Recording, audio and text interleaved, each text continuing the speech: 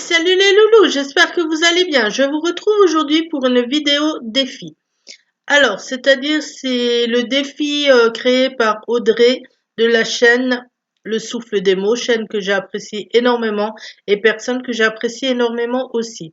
Donc ce défi c'est concernant le mois de février, petit mois, petite lecture. Donc il consiste à lire tous les livres que vous avez dans votre palle de moins de 200 pages. Donc moi, je l'ai un petit peu aménagé, je vais vous dire franchement pourquoi. Parce que j'ai pas mal de livres qui font moins de 200 pages, effectivement, mais j'en ai quelques autres qui font dans les 300 voire 400 pages maximum et que j'ai aussi envie de lire, donc je les ai rajoutés. Alors, je commence tout de suite. Bien sûr, bien sûr, comme d'habitude, je vous mettrai toutes les informations dans la barre d'infos. N'hésitez pas à les voir. Je vous mettrai le lien de la chaîne d'Audrey, le lien sur la page Facebook qu'elle a créée spécialement pour l'événement où vous pouvez aussi aller vous inscrire. Donc on commence tout de suite. Je vais vous présenter déjà les livres de moins de 200 pages que j'aimerais lire. Alors, Chien de sang de Karine Gebel. Donc ça, j'en sais peu de choses, mais le peu que j'ai lu derrière, ça m'intrigue énormément. J'ai vraiment hâte de le commencer. Il va s'agir là d'une chasse, mais une chasse toute particulière. Pas une chasse de gibier, mais une chasse à l'homme, a priori. Dans cette chasse, on va rencontrer deux personnes.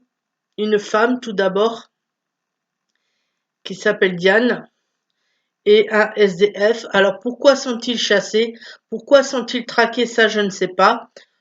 Est-ce que c'est juste par le plaisir de la chasse par d'autres personnes? Est-ce qu'ils sont chassés par rapport à la couleur de leur peau, de leur origine, de leurs opinions politiques ou religieuses? Je ne sais pas du tout. J'ai hâte, vraiment hâte de le lire. Et c'est aux éditions Pocket.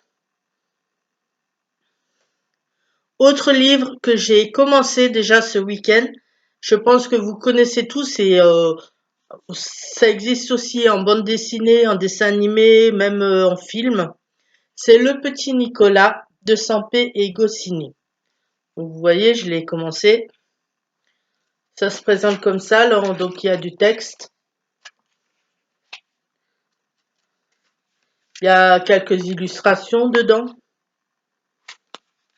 Donc ça parle de Nicolas, petit garçon d'une dizaine d'années, je crois, même un peu moins, qui est en primaire et qui va vivre des aventures et qui nous raconte sa vie à l'école par rapport à sa maîtresse, par rapport à ses copains, à ses parents, sa vie quoi tout court. C'est assez caustique, c'est assez marrant. Franchement, je vous le recommande si vous ne connaissez pas. C'est à lire. Et c'est aux éditions Folio. À chaque fois, j'oublie de vous dire l'édition. Autre livre que j'aimerais lire pendant ce mois de février, c'est Maman de Benoît Montenot. C'est aux éditions H&O. Je crois que c'est ça la maison d'édition. Ouais, c'est ça. Je connais pas du tout cet auteur. C'est le premier livre que je vais essayer de lire de lui.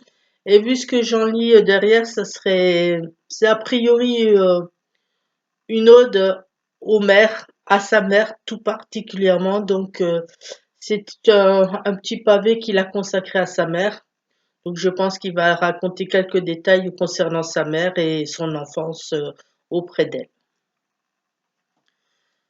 Le renard de Morlange d'Alain Surget aux éditions Nathan. Je crois que c'est une édition spéciale ça parce que c'était à mon fils, il a lu ça au collège, bon lui il n'a pas aimé. Donc c'est plutôt un petit conte. Ça parle d'un conte qui s'appelle Morlange, donc un conte assez cruel a priori, euh, qui fait subir des violences, des humiliations à d'autres personnes, jusqu'au jour où il rencontre un ermite. Et cet ermite lui prédit que s'il ne change pas sa conduite, il sera changé en renard, les nuits de pleine lune, mais tout en conservant son esprit humain. Donc, il vivra les aventures d'un renard, mais en étant humain, donc en, en comprenant ce qui se passe du point de vue humain. Donc, a priori, en tant qu'homme, c'est un fin chasseur, mais en tant que renard, ça sera pas du tout ça. Donc, je vais voir. Je pense que ça sera vite lu parce que hein, il est petit. Les caractères sont gros. La police de caractère est assez grosse. Donc, ça sera rapide. Un secret de Philippe Grimbert aux éditions Le Livre de Poche. Alors ça, ça fait un moment que je l'ai dans ma palle.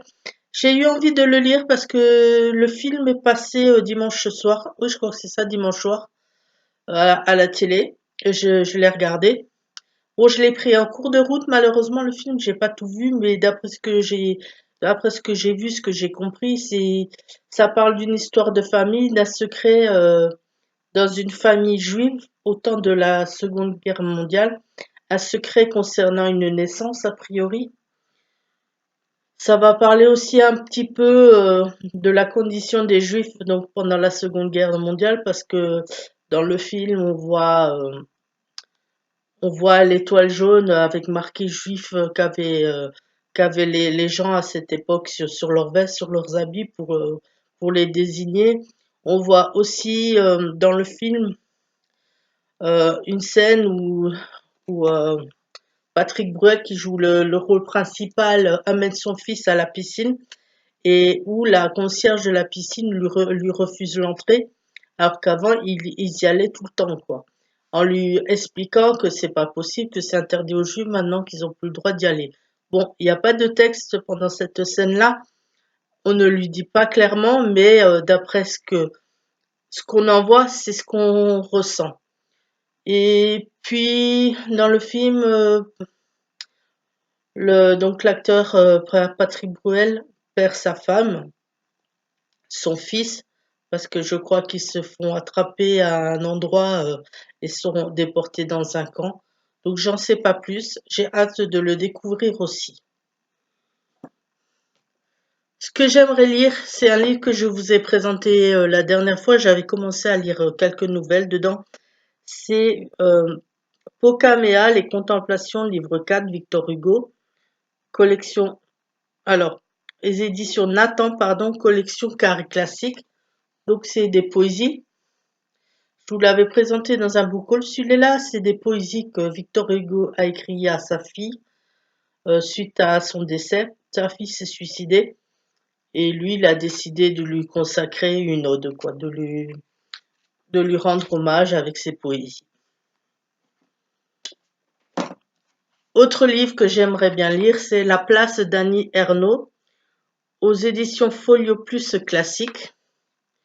Là, j'en sais pas grand-chose non plus. Tout ce que je sais, le peu que j'ai vu sur Internet et j'ai pas voulu savoir plus, c'est autobiographique, donc c'est une partie de l'enfance qu'a vécu Annie Ernaux et donc elle raconte dans ce livre. Autre livre que je vous ai présenté dans un ancien book haul, c'est Le Magicien d'Oz de Salman Rushdie aux éditions Nouveau Monde. Alors là, c'est un essai sur le film Le Magicien d'Oz que Salman Rushdie a vu à l'âge de 10 ans, qui l'a beaucoup impressionné, qu'il a adoré. Alors déjà à l'époque, à 10 ans, après le visionnage de ce film, il a écrit quelques, il a écrit quelques pages dessus, il a décrit ce qu'il ressentait, ce qu'il avait aimé. Quelques années plus tard, il a retrouvé ses écrits, il a revu le film, il a revisionné et il a complété son essai. Autre livre que j'aimerais bien découvrir aussi, que je vous ai présenté dans un book haul, c'est Une écorce de mandarine de Céline Mudry. C'est une auteure qui habite à Colmar, donc que j'ai rencontrée, les éditions du bord du Lot. Donc là, j'en sais pas grand-chose et je veux pas en savoir plus non plus parce que j'espère vraiment le lire ce mois-ci. C'est des petites histoires sur des choses de la vie, comme par exemple marcher dans la rue, sentir le froid, là, et les fumées de l'hiver. Donc peut-être pas autobiographique, je pense pas venant de l'auteur, mais c'est des petites histoires sympathiques à lire entre deux thrillers ou entre deux gros pavés, ça va le faire. Et les quelques autres livres qui font un peu plus de 200 pages que j'aimerais bien lire. 13 à table, édition 2016. Donc c'est aux éditions Pocket. Je pense que vous connaissez ces livres-là. C'est donc un recueil de plusieurs nouvelles écrites par plusieurs auteurs au profit des Restos du Cœur. Donc chaque livre revendu, la totalité de la somme est versée aux Restos du Cœur. Donc déjà, d'une part, c'est bien parce que vous faites une bonne action en achetant ce livre. Vous permettez aux Restos du Cœur de subvenir au repas parce que certes, ils ont des aides des communautés, de l'État, ils reçoivent des colis alimentaires, mais il y a aussi des parties qu'ils doivent acheter eux-mêmes. Hélas, en 2016, c'est des nouvelles concernant les fratries, 12 fratries, donc des histoires entre frères et sœurs. Un livre que j'ai lu ce week-end et que j'ai fini, c'est Les Emmurés de Serge Brussolo, le livre de poche. Donc celui-là, il est déjà lu. Il est top, franchement, je vous le recommande. Alors là, on va suivre la vie de Jeanne qui est reporter dans un magazine. Suite à une boulette, elle est un peu en disgrâce, elle est un petit peu, pardon, en disgrâce par rapport à son patron et à la profession. Et son patron lui dit, bon, écoute, cette fois-ci, il y en a un peu marre. Je t'envoie dans une bâtisse où, quelques années auparavant, il y a des crimes qui ont été commis, où il y a des disparitions aussi inexpliquées. À toi de faire quelque chose de sensationnel et de me ramener un bon article là-dessus pour remonter un petit peu dans mes bonnes grâces. Alors franchement, je m'attendais pas du tout à cette histoire parce qu'on va suivre son passe-cours. J'ai du mal aujourd'hui, son parcours dans cette maison. Elle pensait atterrir dans un immeuble hanté avec aucune vie. Non, il y a encore des gens qui vivent là-bas. Petit à petit, avec l'aide de certaines personnes, elle va découvrir ce qui s'est réellement passé dans cet immeuble, qui sont les cadavres, pardon, qui ont été retrouvés emmurés dans les murs. C'est pour ça que ça s'appelle Les Emmurés, ce titre. Qui a commis ces crimes? Pourquoi? Et il y a d'autres révélations que je peux pas vous faire. Mais franchement, si vous ne connaissez pas, lisez-le. Et le dernier que j'ai sélectionné, c'est le scandale Modigliani de Ken Follet aux éditions Le Livre de Poche.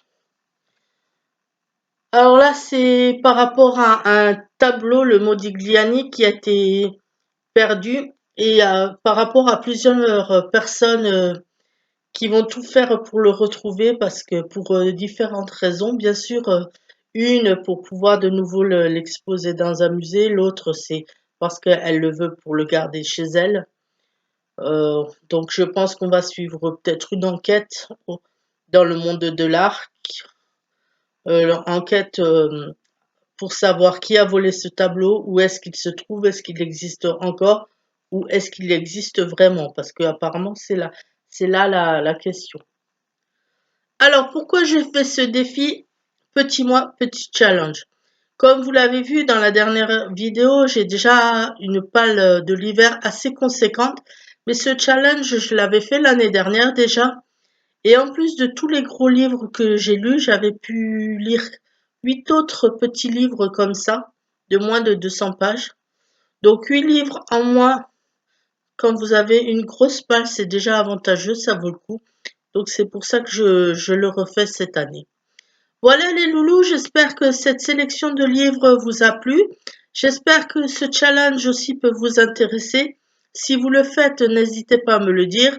Si vous connaissez des livres que je vous ai présentés là et que vous les avez déjà lus, bien sûr, dites-moi-le, ça m'intéresse.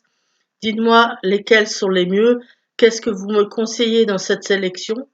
J'attends vos commentaires avec impatience.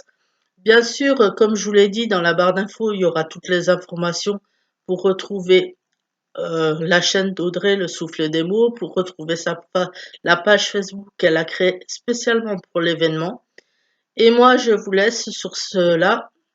Je vous dis à la prochaine. Bye bye!